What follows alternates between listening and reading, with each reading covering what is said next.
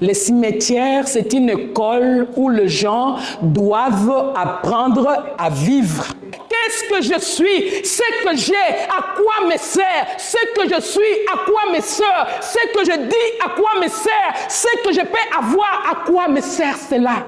Quelle est l'occasion que tu veux hier ici au palais fédéral? Quand je suis sorti là, j'ai dit, je vais passer vers le palais fédéral. Il y avait tellement du monde. Une occasion, même si tu ne vas pas parler aux gens, mais de prier. Ecclésiaste 7, 2. La parole dit ceci. Mieux vaut d'aller dans une maison de deuil que d'aller dans une maison de festin. Car c'est la fin de tout homme et les vivants prend la chose à cœur. Amos 4, 12. C'est pourquoi je te traiterai de la même manière, Israël. Et puisque je te traiterai de la même manière, prépare-toi à la rencontre de ton Dieu, ô Israël. Seigneur, nous te disons merci parce que tu es Dieu. Merci pour la grâce que tu nous accordes d'être là dans ta présence. Merci, Seigneur, de nous avoir comptés parmi ceux qui vivent, Éternel Dieu de gloire. Nous ne voulons pas faire de cela un slogan, Seigneur, que nous sommes en vie, mais nous voulons à chaque fois, Seigneur, que le souffle est renouvelé en nous, Seigneur, que nous soyons reconnaissants de ce que tu es. Et à présent, Seigneur, mon Dieu, mon roi, nous voulons que tu nous parles, Éternel Dieu de gloire. Ne nous laisse pas, Seigneur, tout simplement être des auditeurs oubliés, mais que nous puissions t'entendre, Seigneur, et pouvoir mettre, Seigneur, ce que nous écoutons en pratique. Tu es le Seigneur et tu resteras ce que tu es. Je rends captif à l'obéissance de Christ tous ceux qui ne confessent pas ton nom et que ta présence et ton esprit, Seigneur, soient notre partage. Ouvre nos oreilles spirituelles, débouche, Seigneur, mon Dieu, mon roi, tous les canaux éternels de gloire de nos oreilles. Fais tomber les écailles éternelles de gloire de nos yeux et viens circoncire nos cœurs éternels de gloire, afin que nous puissions voir, que nous puissions entendre, que nous puissions garder, Seigneur, ce que nous allons écouter. Que toute la gloire te revienne à toi qui vis et qui règne. C'est au nom de Jésus que nous avons ainsi prié. Amen. Amen. Mettons-nous. Bonjour aussi à nos frères qui nous suivent en ligne. Que le Seigneur vous bénisse pour votre fidélité. J'ai une question. Qui peut me dire ce qu'il a saisi le dimanche passé? En un mot, pas toute la prédication, mais une chose que tu as gardé pour toi le dimanche passé. Pour ceux qui étaient là. La parole de Dieu. Il faut mettre en pratique la parole. Oui. Encore? Quelqu'un d'autre? C'est juste le frère. C'était pas que le frère Freddy qui était là. Encore quelqu'un? Moi, je retenu qu'avant d'aller évangéliser, il faudrait que nous-mêmes aussi soyons. C'est comme si nous devons commencer d'abord chez nous, que nous puissions nous évangéliser, afin que nous soyons prêts à aller vers les autres. Amen. Encore?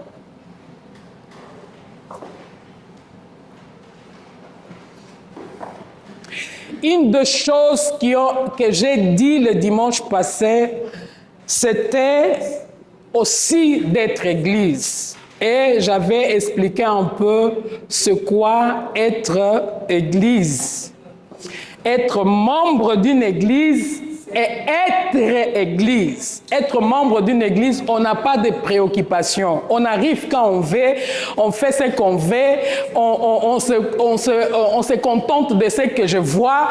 Mais être église, je ne fais pas ce que je veux, mais je fais la volonté de mon Père. Parce que si je suis l'église, je serai préoccupé de ce qui n'est pas bon. Quand je vois l'exploit, je vais glorifier le Seigneur. Mais quand je vois la baisse, je vais me mettre à genoux parce que je suis église. Ça veut dire que mon comportement est complètement différent d'un membre ou de quelqu'un qui vient à l'église et de quelqu'un qui est l'église. Ce n'est pas le sujet de ma prédication ce midi. J'ai juste voulu nous rappeler, parce que c'est important. Et le texte que nous avons écouté, c'était que nous écoutons pas seulement la parole, mais nous devons la mettre en pratique. Donc, c'est pour cela, bien-aimés, ayons l'habitude d'aller relire ce que nous... Et puis, c'est ce qu'on dit toujours, il faut écrire, il faut toujours avoir un stylo pour écrire ce que tu peux retenir, ce qui peut t'amener dans la semaine. Nous n'avons pas cette habitude d'écrire ce qui nous amène dans la semaine. Il faut avoir l'habitude d'avoir que quand nous écoutons quelque chose ici dans une prédication, le mot-là que tu as saisi, il faut l'écrire pour qu'il t'accompagne pendant toute la semaine. Amen. Ça, ce sont des gens qui veulent être l'Église, qui usent de ces astuces-là pour pouvoir commencer la semaine comme il se doit.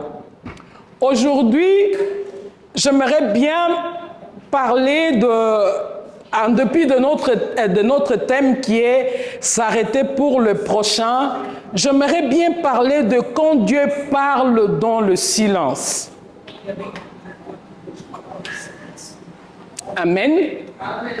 Quand Dieu parle dans le silence. Et nous avons lu des textes qui est Ecclésiaste 7.2 qui nous dit « Mieux vaut d'aller dans une maison de deuil que d'aller dans une maison de festin, car c'est la fin de tout homme et le vivant prend la chose à cœur. » Dans la maison de festin, nous allons pour fêtoyer, pour manger, pour boire. Nous regardons à gauche et à droite comment est-ce qu'il est habillé, comment est-ce qu'il a fait, comment est-ce qu'elle s'est... Nous regardons tout ce qui est futile, tout ce qui n'est pas intéressant, c'est ce que nous regardons.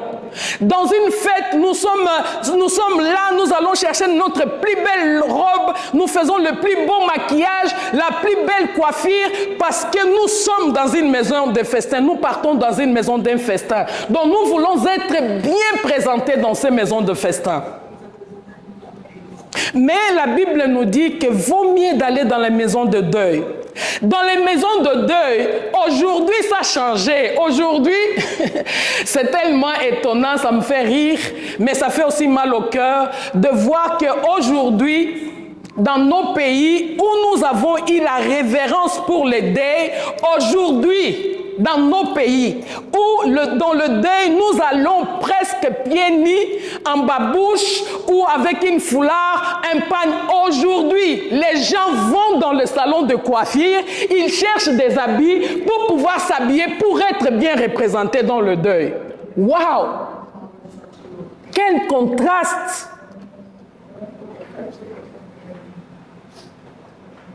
Dans le temps passé, les gens dans le deuil, ils déchiraient les habits, ils s'habillaient des sacs, ils se mettaient les cendres parce qu'ils sont en deuil. Mais aujourd'hui, tu vas dans un deuil, tu vois les cils, même les gens comme s'il va prendre l'envol avec ses cils, le maquillage, le chignon, tout, mais tout bien. La personne va au salon de coiffure. Ça veut dire que le moment de deuil ne devient plus un moment de réflexion. Mais ça devient un moment où je vais aller me montrer chez nous.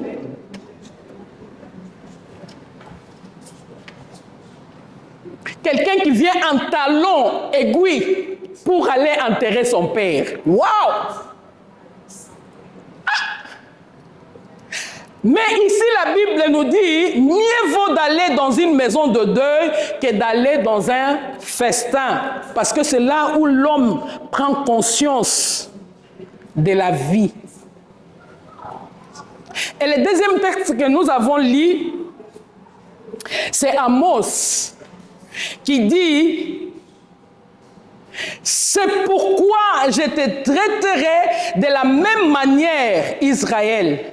Et puisque je te traiterai de la même manière, prépare-toi à la rencontre de ton Dieu, ô Israël. »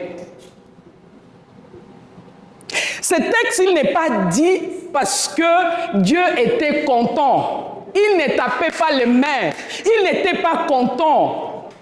Il n'était pas du tout content. Il voit, si nous voyons le verset 11 avant le 12, il dit « Je vous ai bouleversé comme Sodome et Gomorrhe, que Dieu détruisit, et vous avez été comme un tison arraché de l'incendie. Malgré cela, vous n'êtes pas revenus à moi, dit l'Éternel. » Donc Dieu est en train de se plaindre, de ce qu'Israël est en train de faire. Dieu est en train de réclamer de ce qu'Israël est en train de faire.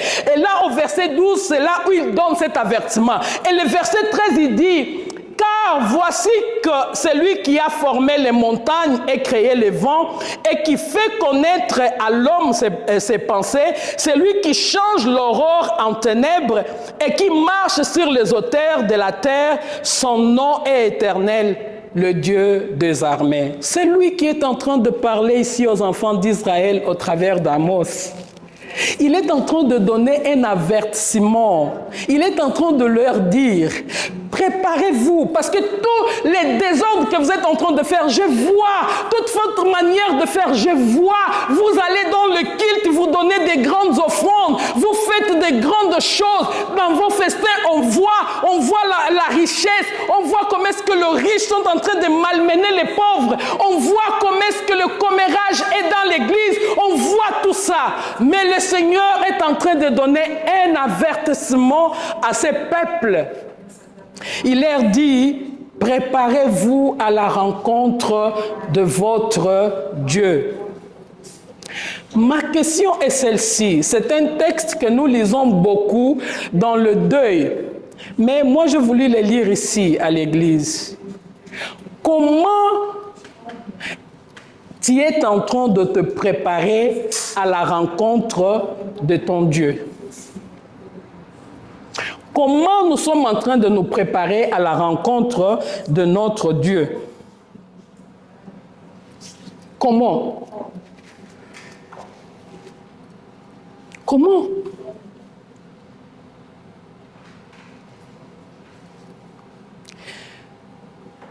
Le vendredi passé, c'était le 31. Ça faisait exactement 25 ans depuis que j'ai enterré Grace. Et par coïncidence, je devais aller acheter l'essence à Ostermodingen. Et en passant vers le cimetière, c'est comme si quelque chose m'a dit « entrez ». Et je suis entrée. Je pense que ceux qui voient mon statut, j'ai posté quelque chose comme ça. Et je suis entrée là-dedans. Pourquoi faire, je ne sais pas. Mais aujourd'hui, je n'aimerais pas parler d'un miracle. Je n'aimerais pas parler d'un exploit, je ne sais pas quoi. Je n'aimerais pas parler de choses qui vont nous faire peut-être dire Alléluia, Amen, mais j'aimerais parler de choses qui vont nous faire réfléchir. Et je vais parler d'un lieu, c'est lieu où personne ne parle, et pourtant Dieu parle puissamment. C'est lieu où personne ne prêche, et pourtant tout ce qui est dans ce lieu parle. Un lieu où personne ne chante, mais où tous sont invités à la réflexion.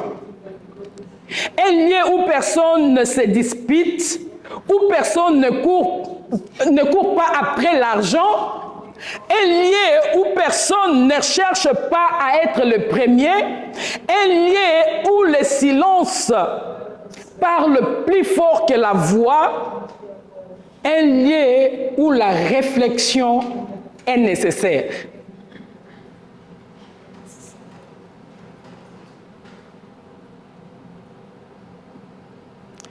Et aujourd'hui, j'aimerais que nous puissions écouter Dieu qui va nous dire, qu'est-ce qu'il va nous dire à nous les vivants.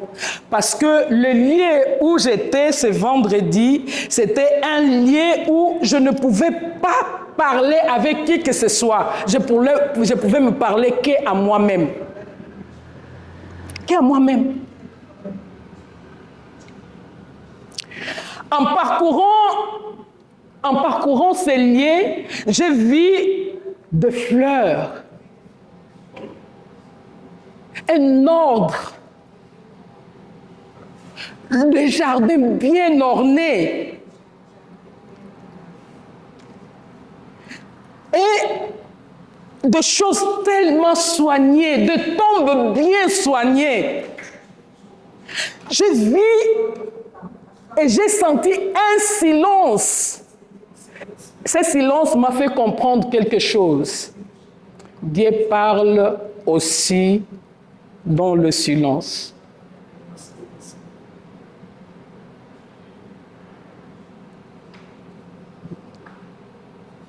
Je n'ai entendu aucune voix. Personne ne se disputait. Personne ne courait. Personne ne parlait de sa richesse. Personne ne défendait son orgueil. Personne ne cherchait une promotion. Personne ne disait « Je suis arrivé ici le premier. C'est moi qui suis arrivé ici. Quand on a inauguré ce cimetière, c'est moi qui suis venu le premier. Alors où est ma place ?» Personne ne cherchait une promotion. Personne ne cherchait quoi que ce soit qui peut nous amener à dire que ça c'est à moi. Personne. Un silence profond. Personne ne cherchait à être digne, à être respecté. Personne ne cherchait à être... qu'on puisse être juste avec lui. Personne ne cherchait à démontrer ses blessures. Parce qu'on est tellement spécialiste à nous dire, on m'a blessé, on m'a fait, on a été injuste avec moi, on ne m'a pas mis à la place qu'il fallait, on ne m'a pas fait ce qu'il fallait, on m'a pas. Là, dans cet endroit, quand je suis entrée, c'était le silence total. Une beauté qu'on peut contempler, on pouvait voir cette tombe belle.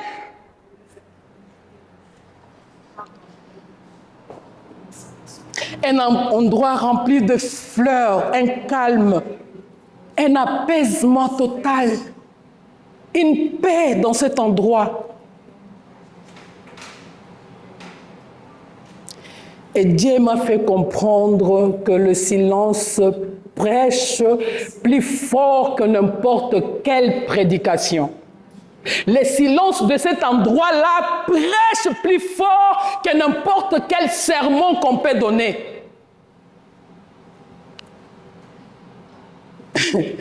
C'est lié, vous l'avez déjà compris, que c'est le cimetière. Et le cimetière, à mon avis, c'est une école pour ceux qui veulent apprendre à vivre. Je vais le répéter. Le cimetière, c'est une école où les gens doivent apprendre à vivre. Le cimetière, c'est une école où ceux qui veulent apprendre à vivre doivent y aller de temps en temps pour pouvoir comprendre qu'est-ce que je suis, ce que j'ai, à quoi me sert, ce que je suis, à quoi me sert, ce que je dis, à quoi me sert, ce que je peux avoir, à quoi me sert cela. À quoi me sert?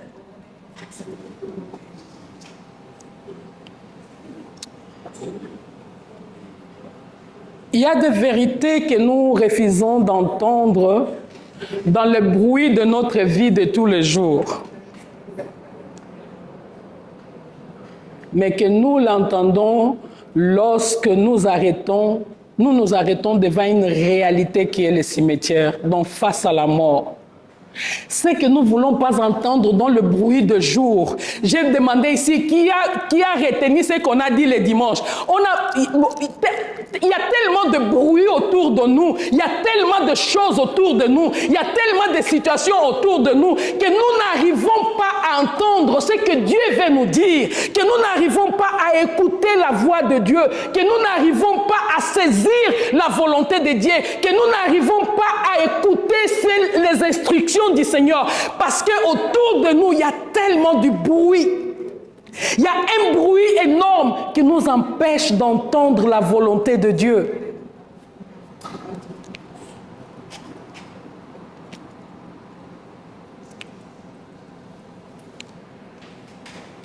Et ma prédication pour aujourd'hui, ce n'était pas ça. Je peux vous dire ce que j'avais déjà préparé pour ce dimanche. Mais c'est samedi en priant, et cette image m'est venue de cet endroit, et le Seigneur m'a dit, parle de ça. Le Saint-Esprit m'a convaincu de parler de ça. Parce que nous n'aimons pas entendre de ça. Au fait, le cimetière, c'est un endroit où nous avons tellement mystifié que le culte, on ne parle pas de cimetière. On ne parle pas de ça. On ne veut même pas y réfléchir parce que nous ne voulons même pas déjà mourir. Alors, on ne veut même pas entendre de ça. Mais aujourd'hui, le Seigneur aimerait nous parler de ça. Et mon premier point par rapport à ce que Dieu, dans le silence, Dieu parle. Le premier point, les cimetières est le grand égalisateur de l'humanité. Je vais m'expliquer. Les cimetières, c'est là où nous sommes rappelés que nous sommes tous égaux. Nous sommes tous égaux. Maman Nathalie, il fait déjà chaud. On est fatigué de tout. Tu viens encore nous parler de cimetières? Oui. Nous devons réfléchir. Les cimetières, c'est l'endroit où nous tous, nous sommes égaux. Devant la mort, il y en a plus de différence entre des hommes ou des femmes. Les cimetières nous rappellent que nous finirons tous au même endroit. La mort efface les titres, efface la richesse, efface la position. Là où les hommes se divisent dans la vie, la mort montre que nous tous, nous avons la même destination. Là où nous pouvons ici dans notre vie dire « Moi, je ne peux pas faire ça. Moi, je ne peux pas. Moi, je ne peux pas. » Non, là-bas. Je n'ai pas vu là où on a mis que celui-là est plus important. J'ai parcouru un peu le tombe pour voir et j'ai vu que partout il y avait le nom, la date de naissance et la date qu'il est mort. Il n'y avait pas un diplôme affiché là. Il n'y avait pas la richesse affichée. Ce n'est pas comme aujourd'hui au Nigeria qu'on voit que quelqu'un qui a eu une Rolls-Royce, il meurt et puis on l'enterre dans sa voiture. Quelle bêtise! Quelle bêtise! On enterre la personne avec même si tu l'enterres avec, il ne va plus l'utiliser. À la longue, ce sont des croques, mais ceux qui vont venir les voler et vont aller les vendre. Sûrement. Non, mais là, on est dans un endroit où le pauvre et les riches sont côte à côte. Ici, c'est la tombe de l'homme riche, et là, c'est la tombe peut-être de plus pauvre. Côte à côte. Là où l'homme ne font plus la distinction. Les cimetières nous rappellent que nous sommes tous des simples humains. Les tombes nous enseignent une vérité. Nous sommes tous égaux devant Dieu.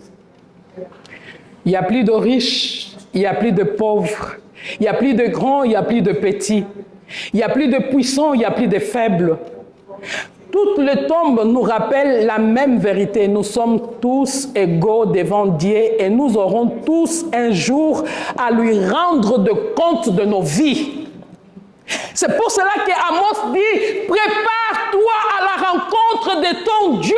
Comment tu te prépares? Parce que peu peu importe ce que tu es aujourd'hui, tu peux t'habiller avec les plus beaux habits, tu peux t'habiller avec les plus grandes marques, mais qu'est-ce que tu as à donner quand tu seras face à face avec le Seigneur?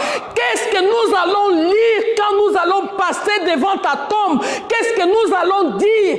Qui était cette femme? Qui était Nathalie?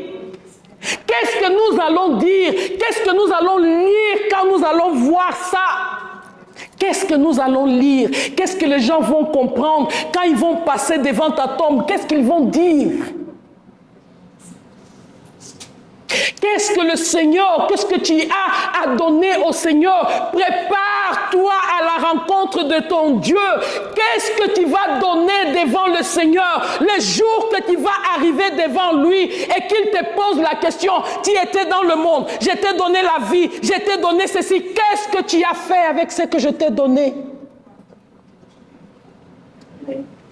Qu'est-ce que tu as fait?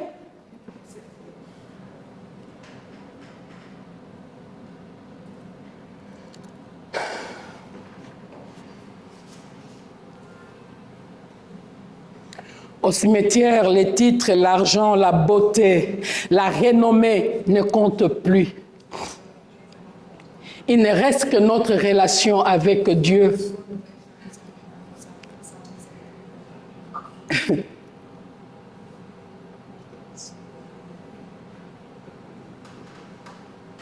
savez, dans la vie ici-bas, et il y a de riches, il y a de pauvres, il y a de puissants, il y a de simples, il y a des personnes communes, il y a des connus, il y a des inconnus.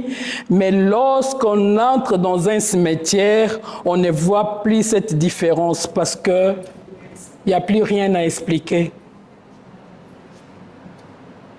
Ça reste dans l'histoire. Une histoire que beaucoup de fois n'est pas vraie.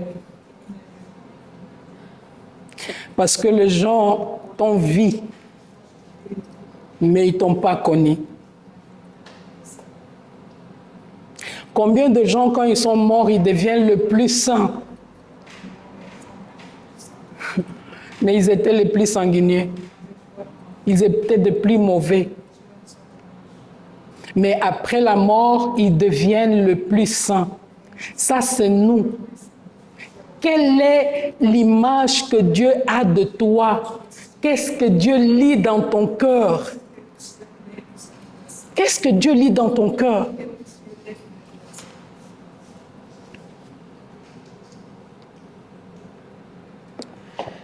Le cimetière nous rappelle que notre vie sur terre est limitée. Et qu'il est dit bien, c'est Psaume 92. Il dit, enseigne-nous à bien compter nos jours, afin que nous appliquions notre cœur à la sagesse. Parce que si nos cœurs ne sont pas appliqués à la sagesse, nous allons vivre de n'importe quelle manière, nous allons faire ce qui nous semble bon, nous allons vivre de n'importe quelle manière, nous allons gaspiller les jours à tort et à travers. Mais ici, il dit, enseigne-nous à bien compter nos jours. Pourquoi est-ce que le Seigneur veut que nous soyons enseignés à bien compter nos jours? Parce que tout se passe ici, c'est maintenant. Ce que tu fais maintenant, c'est ce que tu vas aller rendre de compte au Seigneur. Mais qu'est-ce que tu es en train de faire de tes jours, mon bien-aimé, ma bien-aimée? Comment est-ce que tu vis tes jours? Comment?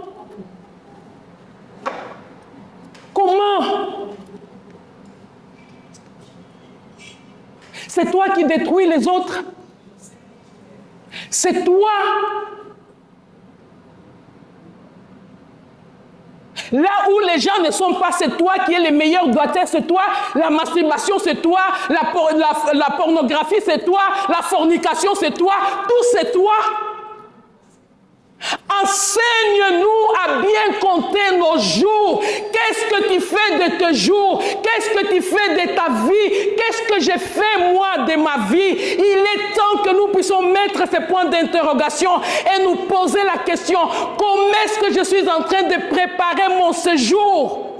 Parce que ceux qui sont là à Chausalde, beaucoup d'entre eux ne savaient pas l'heure ni le jour qu'ils vont mourir. Beaucoup d'entre eux n'étaient pas préparés, la mort les a attrapés.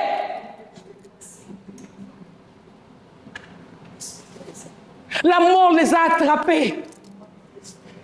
Combien de gens, même malades, mais ils ne veulent pas croire qu'ils vont mourir. Ils s'accrochent parce qu'ils ne veulent pas mourir. Mais ce que moi j'aimerais dire aujourd'hui à toi et à moi, comment nous sommes en train de nous préparer pour la rencontre de notre Dieu? Comment? Fais un tour quand il n'y a pas un enterrement. Parce que quand nous allons avec l'enterrement, nous sommes dans le loyenge, nous sommes dans la masse. Mais va seul. Ça a été différent que j'aille seul. Que j'aille seul pour pouvoir écouter ce silence, pour pouvoir écouter Dieu dans ce silence qui règne dans cet endroit qui est si beau.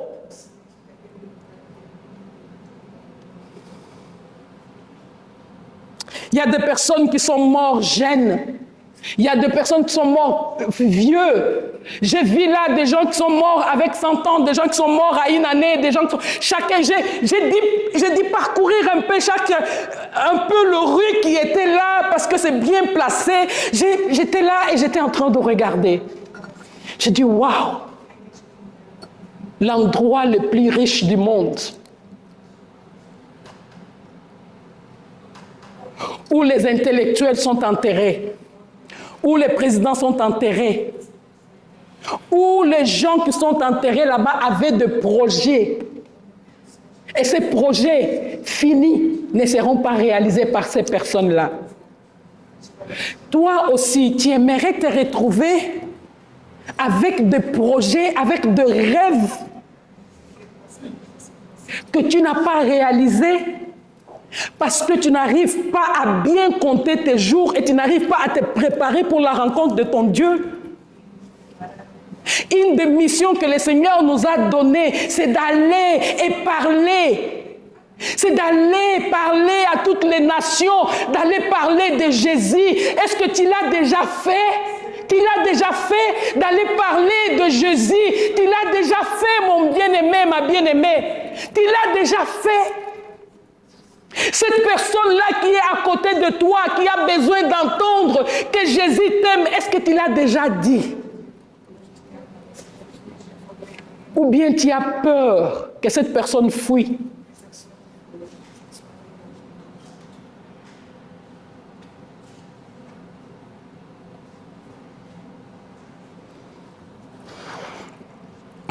Hier, comme il y a l'évangélisation, il y a le festival là.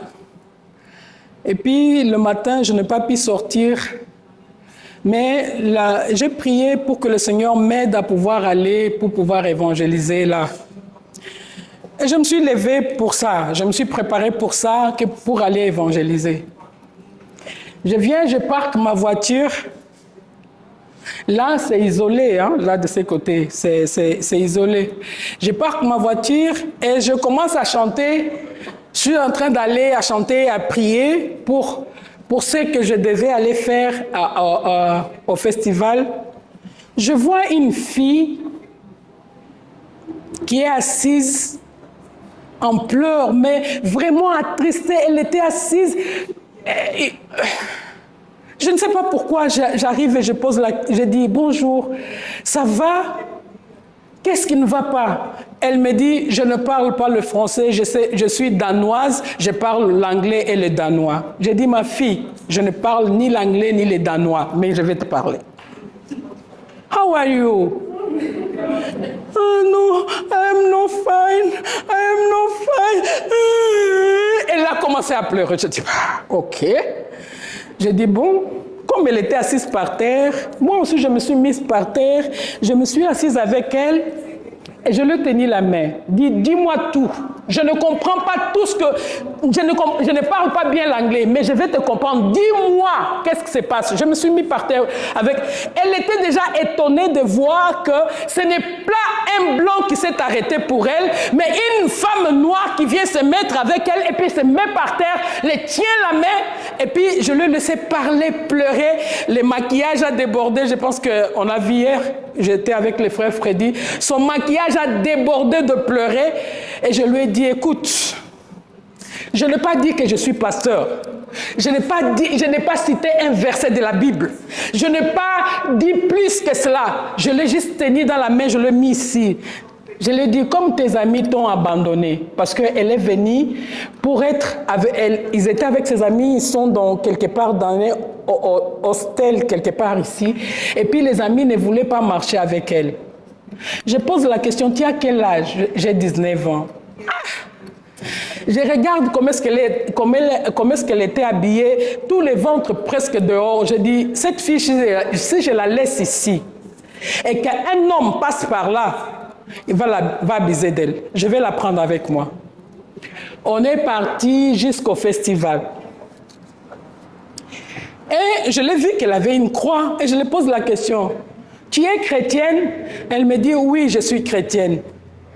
Je dis, ok, tu es chrétienne et puis tu viens comme ça, tu es seule, pourquoi? Tes parents sont où? Et tout. J'ai commencé à parler avec elle, après elle m'a dit, oh, je parle aussi l'italien. J'ai dit, oh, en italien, on peut mieux aller. Alors on a commencé à parler jusqu'à ce qu'on arrive au marché. C'est au marché qu'elle a compris que j'étais pasteur, parce qu'il y a des gens qui m'ont appelé pasteur. Et là, elle me pose la question, tu es pasteur? Je dis, oui. Elle a dit, Dieu ne pouvait pas m'envoyer mieux que ça. Alléluia. Dieu ne pouvait pas m'envoyer mieux que ça. Ça, ce n'est pas seulement moi qui peux le faire. Toi et moi, nous pouvons le faire. Combien de gens sont là dans la rue? Je suis allée avec elle, j'ai dit, comme tu n'as pas l'argent, tu n'as plus l'argent, ton voyage c'est pour demain, moi je vais m'occuper de toi, je vais te donner à manger. Allons là-bas, je vais te donner à manger, mais africain. Ok? Nous sommes allés, et puis je suis allé avec, je sais pas quoi, des Angolais, et puis je suis allé dans le stand de Maman Iva, je suis allé chez Elena, partout, j'ai pris quelque chose, et puis je lui ai donné, j'ai dit, tu manges. Elle n'arrivait pas à comprendre comment est-ce que quelqu'un qui ne la connaît pas peut l'aimer comme ça, du coup, peut la soutenir, peut la protéger comme ça. Bien aimé, ça, c'est notre mission. C'est notre mission. Regardez une bonne occasion pour aller parler de Jésus dans cet endroit où les gens viennent pour faire n'importe quoi, mais nous sommes à la maison. Quelle est l'occasion que tu veux pour aller prêcher? Quelle est l'occasion que tu veux? Quelle est l'occasion que tu veux? Hier ici au palais fédéral, quand je suis sorti là, j'ai dit je vais passer vers le palais fédéral. Il y avait tellement du monde. Une occasion, même si tu ne vas pas parler aux gens, mais de prier. Ces gens, le monde est en train de mourir. Quand Dieu est en train de parler à Amos, là dans la Mose, c'est parce que les gens étaient perdus. Les gens étaient perdus. La Suisse est perdue. Les gens sont perdus. Ils ont leur salaire. Ils ont ceci, ils ont cela. Ils ne veulent pas savoir de Dieu. Mais toi, tu connais Dieu. Tu connais Dieu. Qu'est-ce que tu es en train de faire avec la connaissance que tu as de Dieu?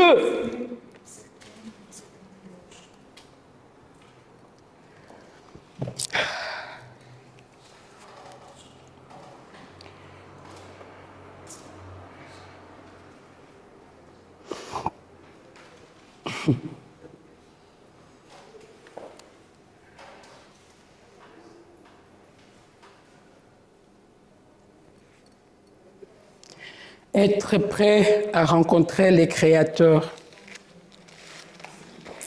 Hébreux 9, 27 nous dit, il est réservé aux hommes de mourir une seule fois, après quoi vient le jugement. Vous voyez cette fille-là? Je l'ai parlé de Jésus de ma manière. Si quelque chose arrive, j'ai prié pour elle, j'ai dit que Dieu te garde, que Dieu te protège. Comme vous allez encore en Italie, représente Christ que toi tu dis que tu es chrétienne. Moi, je vais prier pour toi. Elle était encore en pleurs de voir qu'elle se retrouve comme ça avec quelqu'un qui prie pour elle, qui prend un petit soin, qui prend soin d'elle. Je lui ai donné mon numéro de téléphone. J'ai dit, tu pars.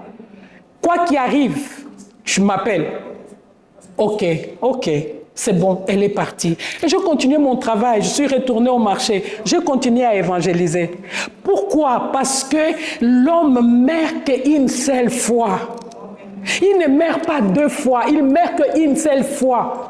Ce qui suit après, c'est le jugement.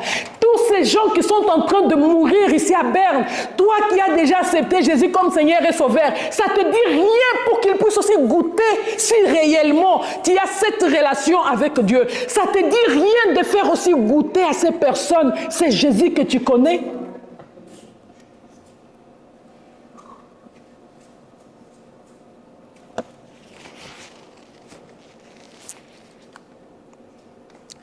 La mort ne demande pas rendez-vous, ni la permission.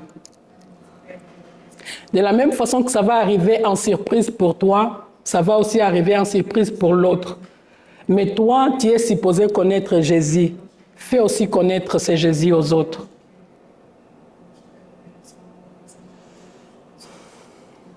Les cimetières m'enseignent l'humilité. Dans les cimetières, il n'y a plus de titres. Oh, moi, je suis le directeur. Moi, j'étais le directeur. Personne ne veut le savoir. Et après? Le président. Et après? Le pasteur, le bishop, l'archibishop, les riches.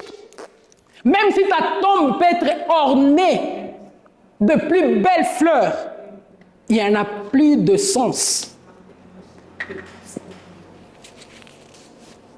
Nous tous, nous serons devant Dieu pour rendre de compte. L'homme regarde le diplôme, mais Dieu regarde le cœur. Dans le silence du cimetière, j'ai regardé mon cœur, j'ai dit, Seigneur, aide-moi. Aide-moi, Seigneur.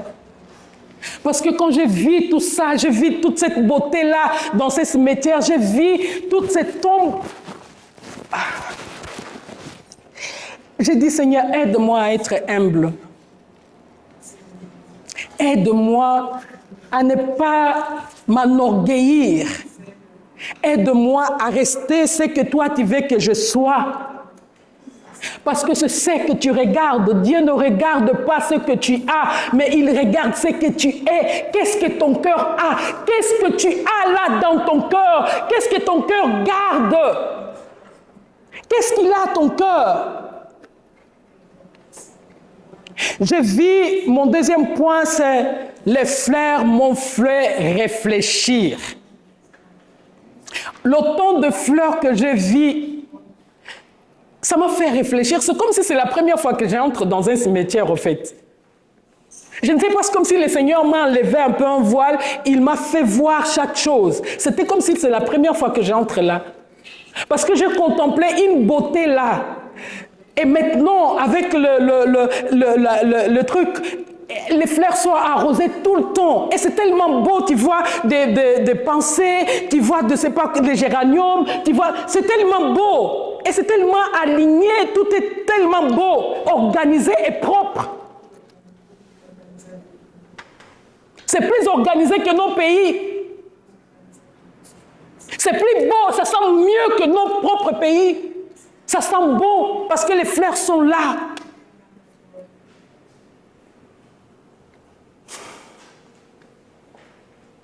Les fleurs belles dans chaque tombe. Mais ces fleurs arrivent qu'après la mort. Dieu nous appelle à offrir des fleurs pendant que les personnes sont encore vivantes. Alléluia. Alléluia. Dieu veut que nous puissions offrir les paroles d'amour quand les personnes sont encore vivantes. Dieu veut que nous puissions libérer les pardons quand les personnes sont vivantes. Dieu veut que nous puissions avoir la compassion, l'encouragement, savoir encourager les autres quand ils sont vivants. Dieu veut que nous puissions visiter les uns et les autres maintenant que nous sommes encore vivants. Dieu veut que nous puissions prier pour les vivants. Combien de personnes reçoivent plus de fleurs après la mort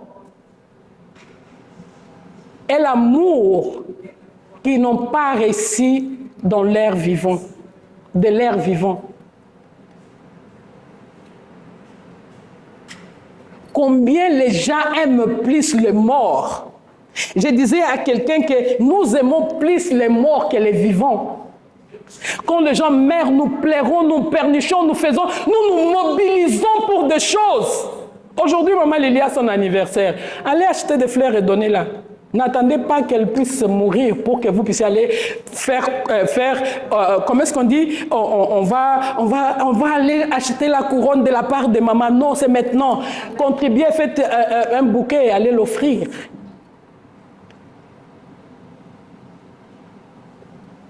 Nous sommes prêts à dormir dehors quand les gens sont morts. Mais combien est-ce que tu donnes de ton temps pour prier pour quelqu'un qui est malade, quelqu'un qui a besoin? Combien de temps prends-tu, mon frère et ma sœur?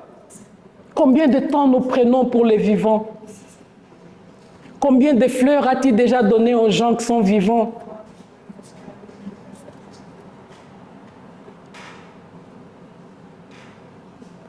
Mais pourquoi autant de fleurs dans le cimetière? Parce que les gens vivent de remords. Le fleur, moi je dis que c'est pour le remords de ce qu'on n'a pas pu faire.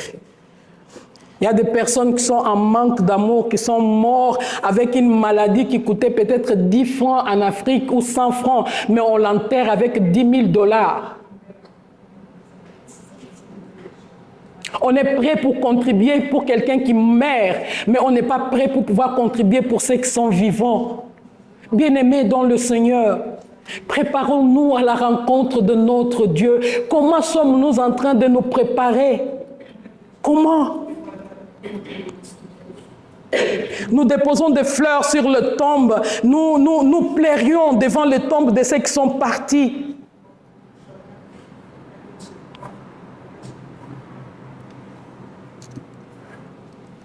Galates 6:10 nous dit « Faisons du bien à tous, surtout à ceux de la famille de la foi. » Arrête-toi pour le prochain. Comment t'arrêtes-tu pour le prochain? Comment? 3. Les tombes nous prêchent. Chaque tombe que j'ai vue m'a raconté comme si une histoire.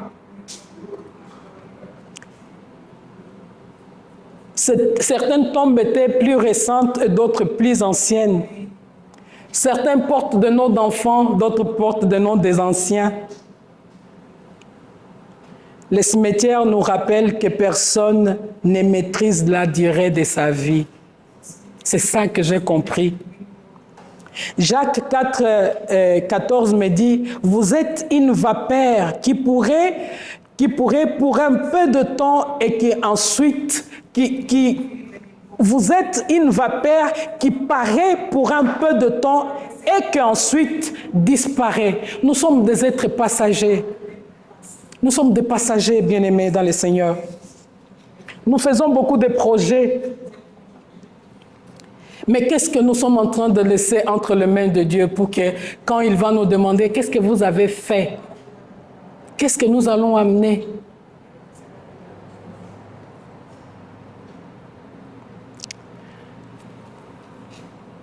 Quatre, le silence du cimetière dénonce le bruit de notre vie.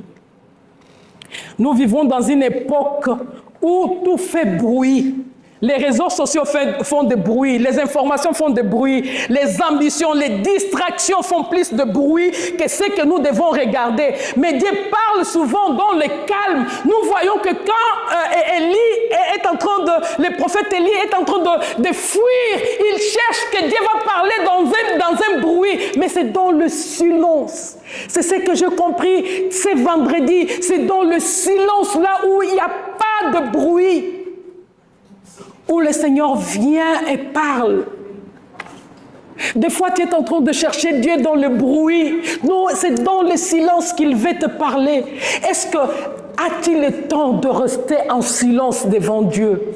De pouvoir t'écarter un peu et dire, je vais rester là devant le Seigneur, moi et lui seulement, dans le silence. Éloigne-toi un peu de la ville, éloigne-toi un peu de bruit, éloigne-toi un peu de téléphone, éloigne-toi un peu. Reste silencieux. À ce moment-là, au cimetière, c'est au moment que j'ai voulu sortir, que j'ai pris le téléphone. C'est comme si c'est le Seigneur qui me parlait. Filme cela. Est-ce que as-tu le temps de rester silencieux devant le Seigneur pour qu'il te parle?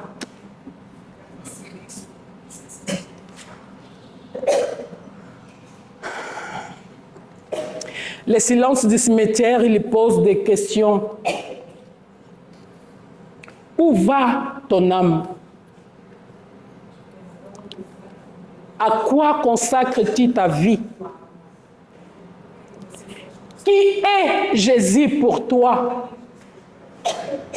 Si aujourd'hui était ton dernier jour, serais-tu prêt? Le silence du cimetière, il pose des questions, il parle plus fort. Où va aller ton âme après la mort? À quoi consacres-tu ta vie chaque jour? En quoi est-ce que toi tu connais, comment est-ce que tu connais Jésus? Est-ce que Jésus est le Seigneur de ta vie? Si aujourd'hui était ton dernier jour, quels sont les comptes que tu rendrais à Dieu? C'est ça que le silence du cimetière, ce sont les questions qu'il m'a posées et que je pense qu'il doit nous poser aussi à nous. Le silence du cimetière pose des questions et personne ne parle. Mais tout semble me demander, as-tu aimé? As-tu aimé? As-tu pardonné? As-tu servi Dieu? As-tu vécu pour Christ ou seulement pour toi-même? Si aujourd'hui était ton dernier jour, serais-tu prêt encore une fois de plus? Le silence du cimetière devient la voix de Dieu pour pouvoir nous interpeller.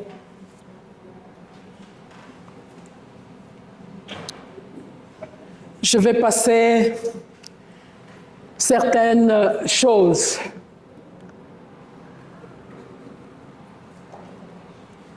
Dieu ne mesure pas nos vies par rapport au nombre des années que nous avons, mais il mesure nos vies par rapport à notre fidélité envers lui.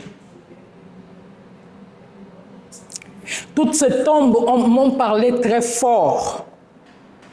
Mais mon cinquième point, il y a une tombe qui change l'histoire. Je suis allé voir toutes ces tombes et toutes ces tombes étaient fermées. Aucune d'elles n'était ouverte. Toutes ces tombes-là étaient fermées.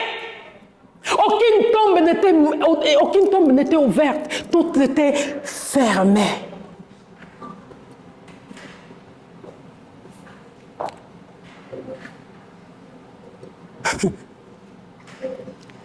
Vous savez, bien-aimés, le christianisme ne s'arrête pas devant une tombe. Le christianisme ne s'arrête pas. Être chrétien, je vais le redire, être chrétien ne s'arrête pas devant une tombe. Parce que être chrétien, c'est pouvoir vivre la mort de Jésus. C'est pouvoir vivre le temps que Jésus était là 3 jours dans le tombeau. C'est pouvoir vivre la résurrection de Jésus. Oh! Toutes les tombes étaient fermées. Mais quand je regarde dans l'histoire, il y a un tombeau qui n'est pas fermé. Il y a un tombeau qui parle plus fort. Il y a un tombeau qui est ouvert. Qui est ouvert. Parce qu'il est mort. Il n'est pas resté dans le tombeau. Il est ressuscité. Et cette tombe rester silencieuse. Cette tombe, elle parle. Cette tombe, elle parle. Cette tombe, elle parle. Elle parle. Les autres sont fermés. Mais la tombe de mon Jésus. Aleluya. La tombe de mon Jésus. Amén. Gloria a Dios. La tombe de notre Seigneur. Il n'est pas dans le tombeau. Quand j'ai regardé la beauté de ces cimetières, si on va chercher, si on ouvre ces tombes, on va voir comme la Bible nous dit, des tombeaux blanchis. C'est juste beau en haut. Et là-dedans, il n'y a plus rien. Si on va voir dans chaque tombeau là, à Chossalde ou n'importe où, on va trouver des ossements. On va trouver des ossements. Mais bien-aimé dans le Seigneur, je vais te dire, celui qui a dit, je suis la résurrection et la vie, sa tombe est ouverte et elle est vide et elle parle. Elle n'est pas silencieuse. Oh, il y a une tombe qui n'est pas silencieuse. C'est la tombe de notre Seigneur. Aleluya. Et ce Seigneur, il vient aujourd'hui te dire, Amén. Gloria a Dios. je suis le chemin et la vie, je suis le chemin, la vérité et la vie. Et j'aimerais que tu puisses faire partie de ceux que quand ils seront là en haut, ils pourront témoigner. Oh, quand le Seigneur va les voir dire, bon serviteur, tu as bien vécu, tu as bien fait, tu as bien vécu, vas-y, ta place est là-bas. Oh, toi, oh, il est vivant. Il est ressuscité. Il n'est plus dans le tombeau.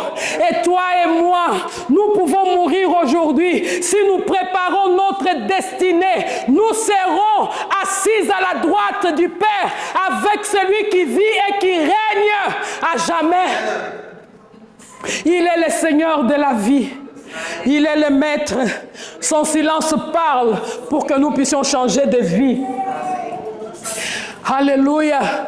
Les cimetières nous rappellent notre fin terrestre, mais les tombeaux vides nous annoncent l'espérance éternelle. Alléluia. Les cimetières nous rappellent notre fin terrestre, mais les tombeaux vides nous annoncent notre espérance éternelle. Je conclus. Le cimetière n'est pas seulement un lieu où repose de mort. C'est le lieu où Dieu révèle parfois le vivant. Moi, je suis vivante. Mais c'est là où il m'a parlé, c'est là où il s'est révélé, c'est là où il m'a parlé. Il m'a parlé en regardant les autres qui sont déjà partis. C'est là où Dieu m'a parlé. Et aujourd'hui, j'aimerais te dire, mon bien-aimé, ne remets pas pour demain tout ce que tu peux faire aujourd'hui. Qu'est-ce que tu es capable de faire aujourd'hui? Ne tarde pas à te réconcilier avec celui que tu n'as pas une bonne relation. Ne tarde pas à pardonner. Ne tarde pas à aimer. Ne tarde pas à répondre à la question de Dieu.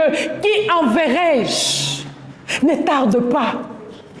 Ne tarde pas. Car personne ne connaît le jour ni l'heure que la mort arrivera. Je crois que Dieu s'adresse à nous aujourd'hui. Je le crois fermement. De la même façon qu'il s'est adressé à moi, il s'adresse aussi à toi. Réveille-toi pendant qu'il est encore temps. Ne remets pas la repentance pour demain. Comment est-ce que tu es en train de vivre ta vie, bien-aimé?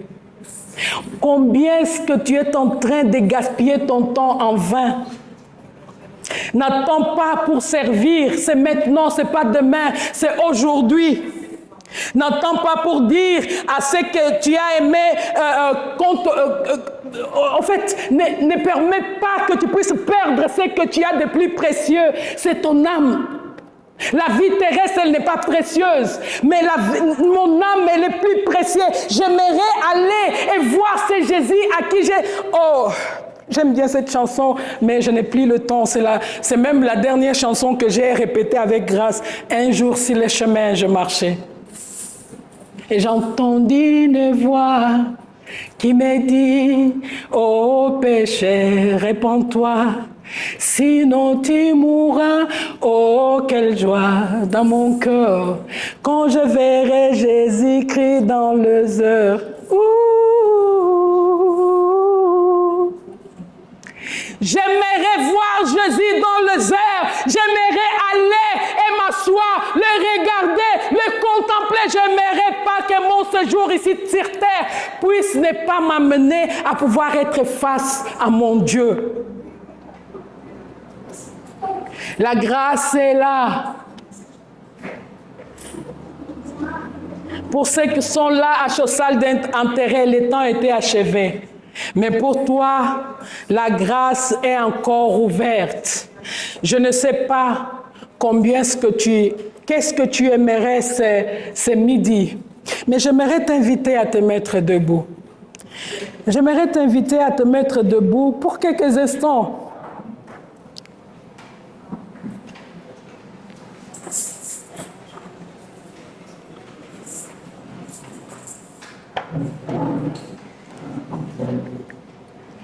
J'ai parlé de beaucoup de choses. Je pense que tu as même déjà oublié le 3/4 de ce que j'ai dit. Mais j'aimerais que tu puisses te rappeler d'une chose. Le souffle que tu as dans tes narines est momentané. Dieu veut que tu puisses vivre pleinement en lui et pour lui. Les morts ne peuvent plus changer leur histoire, mais les vivants peuvent encore écrire leur avec la grâce de Jésus-Christ. Aujourd'hui, c'est un jour favorable. Et j'aimerais que tu puisses écrire ton histoire, que tu réécrives ton histoire. Je ne sais pas comment est-ce que tu es en train de vivre ta vie. Je ne sais pas comment est-ce que tu es en train de gaspiller ton temps. Mais ce midi, le Seigneur est en train de te dire, repens-toi si tu dois te repentir. Pardonne si tu dois pardonner. Aimer si tu dois aimer. Réconcilie-toi avec ce que tu dois te réconcilier. Va revoir ceci, revoir cela, revoir. Sœur, attends que tu es encore vivant. Et ce midi, le Seigneur est en train de te dire que tu prennes une décision. Et la décision qu'il veut que tu prennes, c'est par rapport à ce qu'il te demande de faire. Est-ce que tu as des gens que tu dois pardonner? Est-ce que tu as des gens avec qui tu dois te réconcilier? Est-ce que tu as des gens avec qui tu dois aller t'asseoir et corriger des choses? Nous sommes en train de prier. Je ne veux pas que quelqu'un vienne ici devant. Restez là où vous êtes, chacun à sa place. Mais prie Dieu, parle à Dieu. Parle parce que tu connais ton cœur. Dieu ne parle pas en vain. Dieu ne vient pas nous parler en vain. Dieu ne vient pas nous interpeller en vain. Si Dieu nous interpelle, c'est parce qu'il veut que nous puissions corriger quelque chose. Alléluia. Alors s'il y a quelque chose que tu dois corriger, peu importe ton âge, commence à parler à Dieu. Parle à Dieu, parle à Dieu, parle à Dieu, parle à Dieu. S'il y a des gens avec qui tu dois te réconcilier, parle, cite le nom de ces personnes. Si tu sais qu'il y a une difficulté là, que tu n'arrives pas à comprendre comment est-ce que tu vas faire, tu pries, tu laisses le nom de la personne, laisse le cœur de la personne entre les mains du Seigneur. Prie pour que le Seigneur puisse t'aider, pour que le Seigneur puisse te précéder à pouvoir aller faire cela. Le silence d'un cimetière parle plus qu'une prédication. N'entends pas que tu meurs pour que tu puisses chercher à te réconcilier parce qu'il n'y a plus un moyen. Il n'y a plus un moyen de réconciliation après la mort. C'est maintenant. C'est maintenant. Parle à ton Dieu. Parle. Parle à ton Dieu.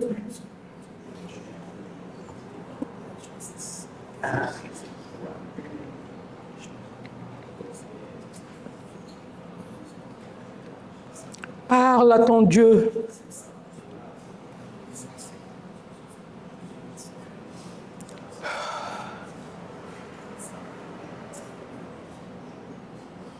Des parents qui doivent se réconcilier avec les enfants qui doivent se réconcilier. Les enfants, c'est maintenant qu'on peut dire à un père, à une mère, je t'aime. C'est maintenant qu'on peut dire à un frère, je te pardonne. C'est maintenant qu'on peut dire à un ami, tu m'as fait du mal, mais je te reprends, je ouvre mes bras.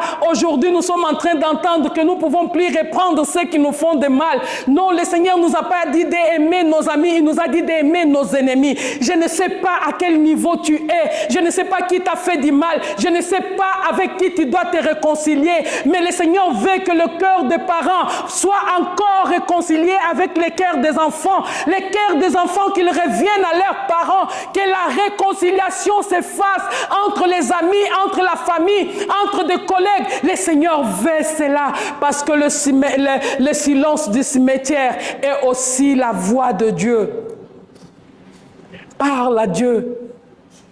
Parle.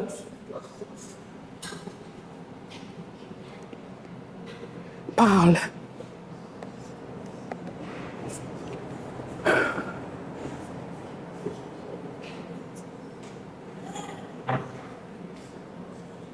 Le plus grand drame, ce n'est pas de mourir. Non, mais le plus grand drame, c'est de mourir sans Christ. Parle à Dieu, parle, parle. Parle. Tant que tu as du souffle, parle.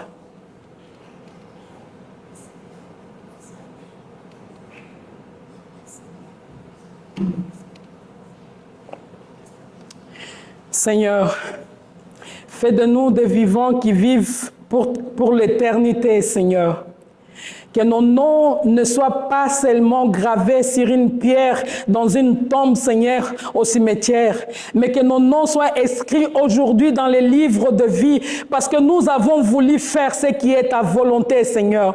Apprends-nous à compter nos jours et à aimer sans attendre, à pardonner sans tarder et à te suivre de tout notre cœur, Seigneur. Aide-nous à pouvoir faire ce qui est ta volonté. Aide-nous à vivre, Seigneur, dans ton amour.